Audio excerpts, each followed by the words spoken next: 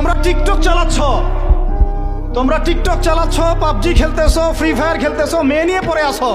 আল্লাহ পাক তার প্রতি রহম করুন যে আমার এই কথাগুলোকে অন্যের কাছে পৌঁছে দিবে।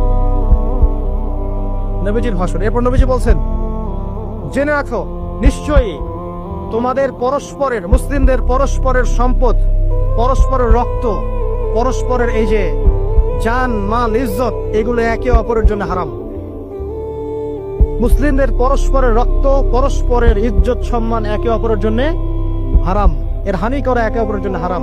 ঠিক যেমন আজকের এই দিন হারাম, এই শহর হারাম, এই মাসও হারাম। নবী করিম সাল্লাল্লাহু আলাইহি ওয়াসাল্লাম বলছিলেন, জেনে রাখো তিনটা বিষয়ে যেন তোমাদের অন্তর কখনো খেয়ানত না করে। তিনটা বিষয়ে তোমাদের অন্তর যেন কখনো খেয়ানত না করে। এক, তোমরা যে কাজটাই করবা শুধু আল্লাহ পাকের সন্তুষ্টির জন্য করবে। তোমরা যে কাজই করবে